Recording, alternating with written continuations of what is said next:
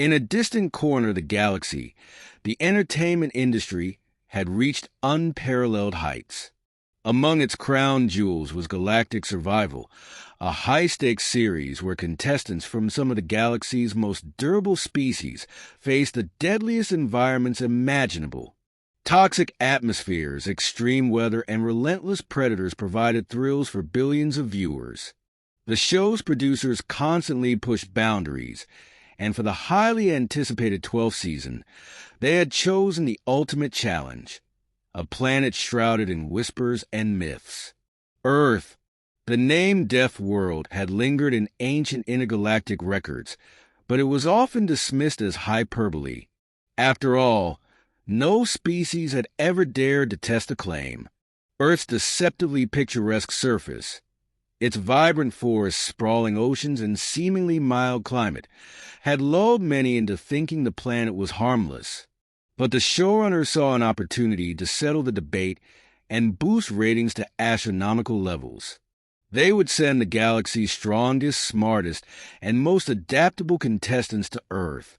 As the contestants' ship entered Earth orbit, the lush green and blue orb seemed almost welcoming. The producers chose a dense, remote rainforest as their landing site, teeming with life. At first glance, it was paradise, a stark contrast to the sulfuric wastelands or icy voids the contestants had braved before. Laughing among themselves, the aliens mocked the idea that this serene planet could pose any real threat. The Gorksian warrior, famed for his toxin immunity, chuckled, "Death World? More like Vacation World." But as the sun set, Earth revealed its true nature. The rainforest came alive with an orchestra of menacing sounds. Insects the size of their hands swarmed the camp, their bites causing even the toughest contestants to writhe in pain. The Gorksian warrior, who had boasted of his resistance, collapsed after a sting from an ordinary wasp. His thick, alien biology was no match for the venom coursing through his system. The humid air choked their lungs, and the once laughing group began to sweat with unease. By morning, the rainforest had claimed its first casualties. A contestant from Yonder, an aquatic world, succumbed after drinking from a seemingly pristine stream, unaware of the microscopic terrors lurking within. Another from the frozen Planetville battled a fever that would have been trivial for a human, but left her incapacitated. The jungle seemed to conspire against them. Poison ivy burned their skin, vines entangled their limbs, and carnivorous plants snapped hungrily at their heels.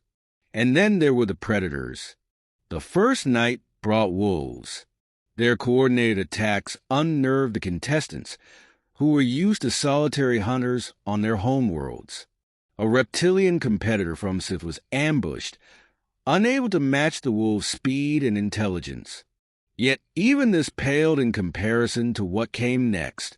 When the group stumbled upon a massive grizzly bear, they froze. The sheer size and ferocity of the creature dwarfed the predators they had faced in other galaxies.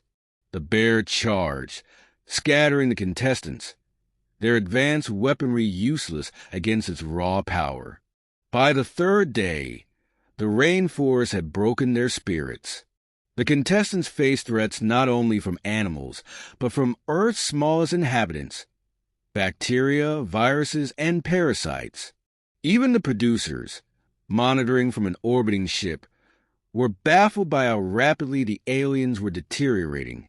What started as minor insect bites turned into life-threatening infections. For the first time in the show's history, the producers were forced to intervene. In a last-ditch effort to save the contestants and salvage the season, they called in an expert, Captain Margot Reyes, a human survivalist who had spent her life in Earth's most dangerous environments. Margot arrived by helicopter, stepping into the chaos with an air of calm authority. The exhausted contestants watched in awe as she navigated the rainforest with ease. "For us," she said with a knowing smile, "this is just another day." Under Margot's guidance, the contestants learned to adapt. She taught them to identify safe plants, find clean water, and treat their wounds using Earth's natural remedies. Her survival skills, honed over generations of human evolution, were unmatched. But more than that, she showed them what it meant to persevere in a world that demanded constant vigilance. The contestants, once arrogant, now looked to her with newfound respect. The season finale brought the ultimate challenge: surviving a thunderstorm. As lightning illuminated the jungle and torrential rains turned the ground to mud, the group raced for shelter.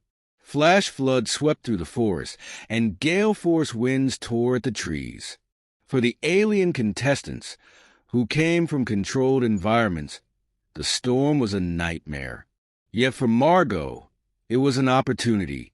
She led them to safety, proving once again why humans thrived on this so-called deaf world. When the extraction ship finally arrived, only 2 contestants had survived the ordeal. Their bodies were battered, their spirits scarred, but their understanding of Earth and humanity had forever changed. "How do your people survive here?"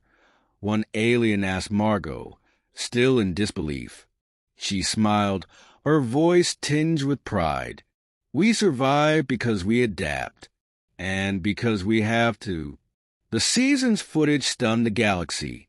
Earth's status as a deaf world was no longer in question, and humanity was seen in a new light. The smallest creatures, the fiercest predators, and the relentless environment had made Earth a crucible of survival. For the contestants, the experience was a nightmare. For the viewers, it was the spectacle of a lifetime. And for the producers, it was a ratings goldmine.